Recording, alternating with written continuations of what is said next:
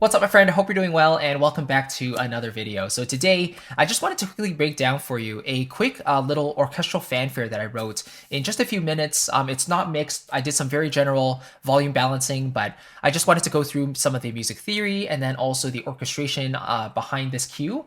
I'll show you the sample libraries and maybe some of the things that I did to get what you're going to hear in just a second. And this will be fun. I haven't done an orchestral fanfare in a while, so I had the opportunity to do one, and I just wanted to break it down for you here.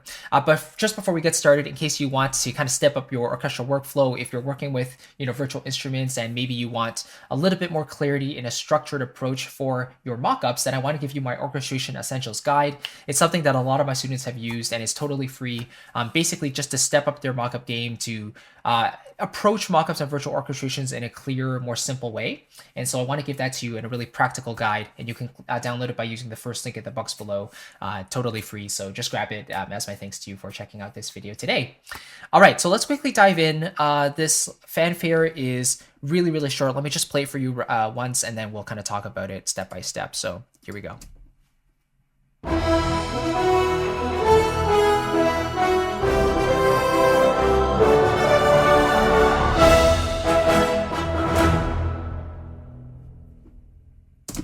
All right, so super short, but super anthemic. And that's one of the things that I really wanted to capture. Whenever you think of the word fanfare, or you think of, declamatory or anthemic or anything like that, there's a few things that personally come to my mind. First of all is some sort of a strong theme. So I'm going to want a melody that I can hum, even if it's like a 5-10 second cue. It's really important to write something that sticks in the listener's mind, right? So I kind of like this melody because it's relatively simple. It has sort of a simple rhythmic structure as well, and it pretty much uses chord tones from each of the chords that we're using in this arrangement. So that in itself is one of the things I look for personally. And then you also want a pretty diatonic key center, meaning that you want to write something that's either settled in a major key or a minor key. Usually major keys are going to be a little bit happier, more uplifting and bright. So in this case, I went with E major.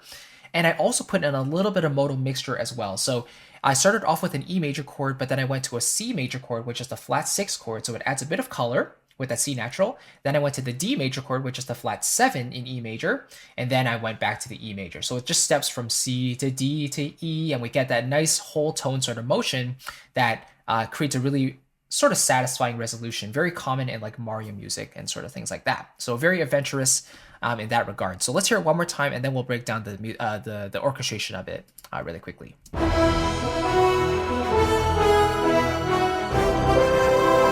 Build and an E chord,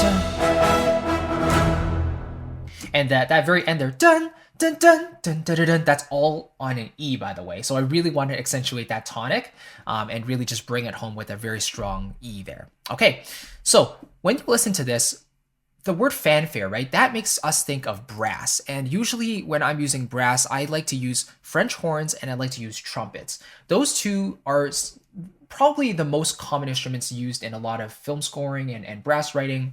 Trombones and tuba are also really, they basically round out the rest of the brass section.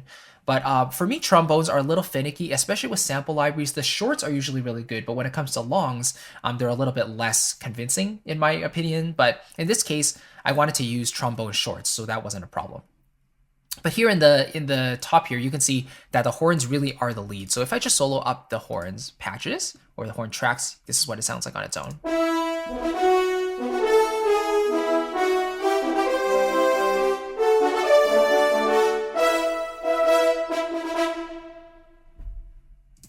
All right, now listening to this in a solo, I kind of want those staccatos to be a little bit shorter, but it's too late now.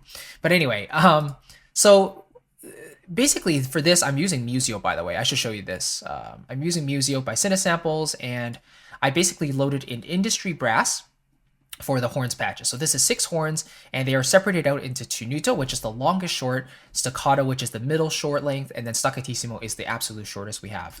So the 6 horns tenuto I used for the main notes that were a little bit longer. So it sounds like this.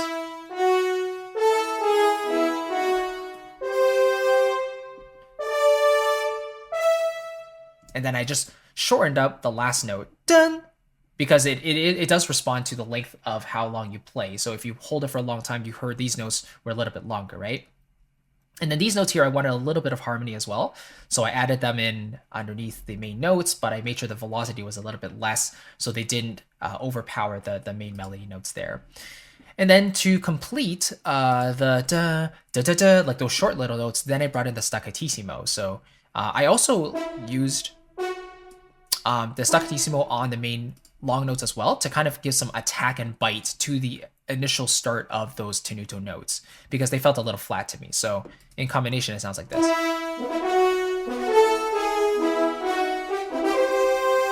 And then the da da da da da, like those short notes there, right? I use the staccatissimo for that for sure. Da da da da, right? Da da da. And so you really want those short. It's almost like you're using a double tongue. Da da da, right? So that's kind of what I wanted to replicate there with the staccatissimo. And then of course at the very end. So right. So really nice and biting short there. Cool. So that's the horn section. And then underneath that, I wanted the trombones as well. So let me show this up for you really quickly here. So with the horns playing the melody, this is what the trombones are doing.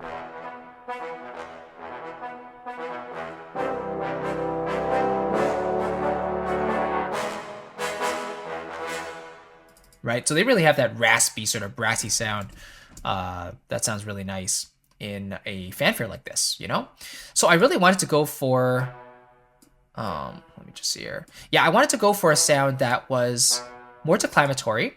And I'm noticing here that these broken chords are now maybe not quite as lined up as I wanted them to be. I actually wanted sort of a triplet feel. I think I just quantized them slightly incorrectly, but it should sound like this. So,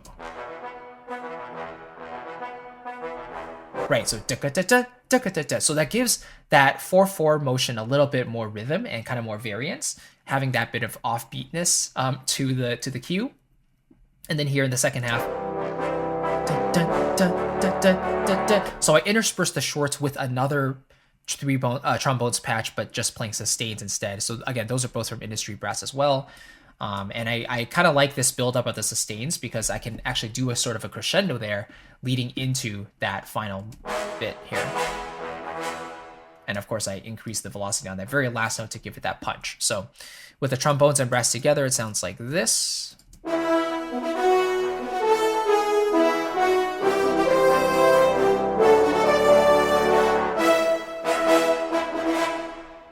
Then the next thing I wanted to add was some woodwind runs. And I debated having them going the whole way, but I just added them in here for the C and D major chords. So it sounds like this.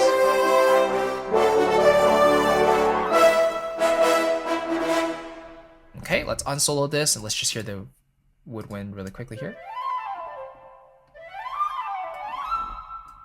And all I did there was I did an ascending and descending run, another ascending and descending run, but then into a final ascending run in E major. So C major run going up and down, D major run going up and down. And by the way here, if we just take a look at the library, it basically is one octave run spread over a couple of octaves here. And those are the major runs ascending, and then we have descending, right? So yeah, what's really cool, one cool thing about Musio is that you don't have to download an entire library. Very similar to Orchestral Tools, they have their a la carte system. So you literally can just download a single patch from a single library. Like for example, if I wanted to download a flute from Cinewinds, I could just click the arrow here. I could look at whichever instrument I want. So if I wanted a flute, let's say sustain, I could just download that one patch and it only takes up 150 megabytes on my computer and not, 30 gigabytes for the entire library. So that's something to keep in mind. But anyway, this was sort of a little challenge to create a track entirely using Musio. I had a lot of fun with this. So anyway, that was the idea there. And so yeah, that gives it some motion, like fluttering Disney sort of feel with those woodwind runs. And then on top of that, I wanted a violin legato patch just for some sheen. So this is using Cinestrings, by the way. Violence one here. Just basically just going up the E scale. So let's hear that in context with everything we've covered so far.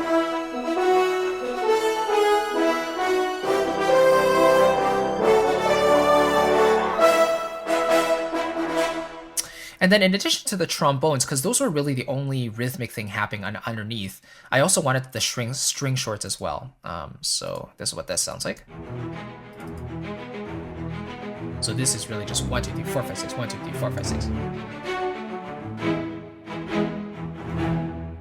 Yeah, let's see this one. Yeah, so this is cutting in early, actually. This should be here.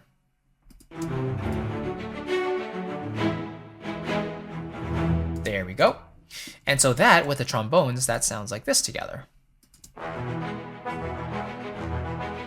So playing slightly different rhythms there.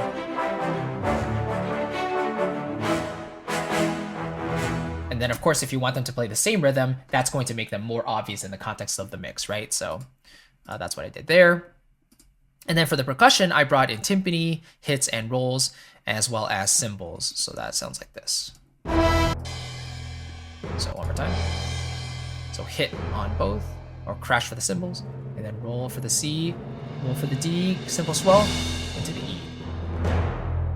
And then end with a nice low timpani hit there. I also brought in the bass drum as well, so give it that low thump at the very beginning.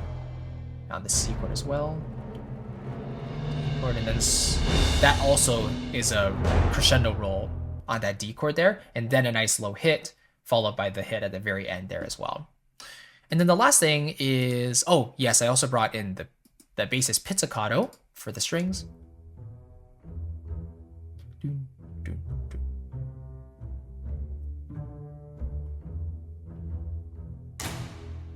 Yeah, little Bartok pits at the very end there just for that emphasis.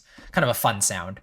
This patch definitely was not mandatory or super necessary, but I wanted a little bit more harmonic juice, and you know, just it's a fun color to add in now and then, so I enjoyed it. And then the last thing I brought in here was the choir, so it gives it that more cinematic, ethereal feeling as well. This is from Voxos, by the way. And then for the shorts, they just sing bum bum, okay?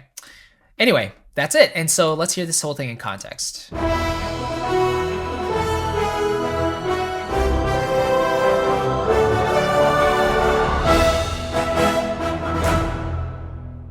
And there we go. I usually like to end super strong, so I use a combination of usually all the different instruments that are practical, so a lot of the short patches, and then something to just emphasize maybe that downbeat with the percussion, give it that extra oomph. But I think the general best way to think about fanfares, or really just any sort of orchestration you do, is to think about what the main priority instruments are. Is it the melody? Is it the harmony? Like, are you trying to emphasize a certain chord progression or a certain texture? For me, 90% of the time, I want to focus on the melody and what those melody instruments are.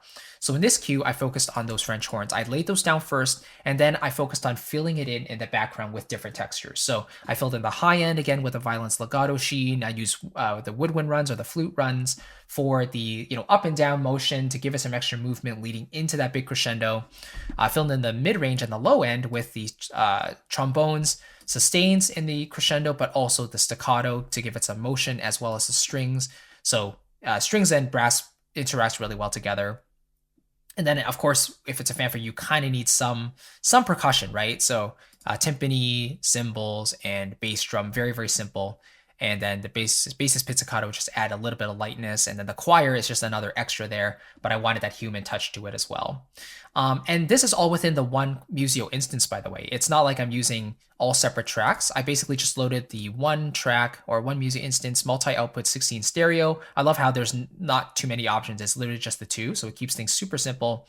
And you can just drag in one patch at a time as you need, and then just make sure you alter the different MIDI channels so they're outputting to the respective channel correctly, and then the audio signal as well. So you can see here, first track with the first audio signal, and then second track, number 2, with output 3 and 4, and so on all the way down to the very bottom. And of course, you can solo, you can mute a certain track, you have envelope for things that are more sound design based, and then general controls, you have like reverb. Let's take a look here. Reverb and expression. Some will give you dynamics as well.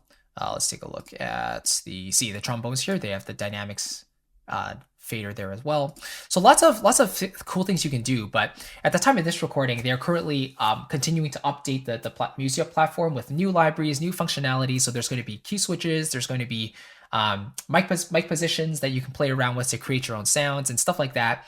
But I've really enjoyed using the platform so far, especially for this cue. And it's been just a slightly different workflow, but something fun to try out, that's new, right? Using Kontakt for many, many years is great, but trying something every now and then is also fun too. So anyway, hopefully that gives you some ideas for how I approach this fanfare. Let me know if you have any questions. And of course, if you want to kind of take your composing virtual mockups workflow and really give it some structure and some clarity, then again, I want to give you my orchestration essentials guide. It's completely free. If you want to click the first link down below, you can grab it as my thank you to you for checking out this video today.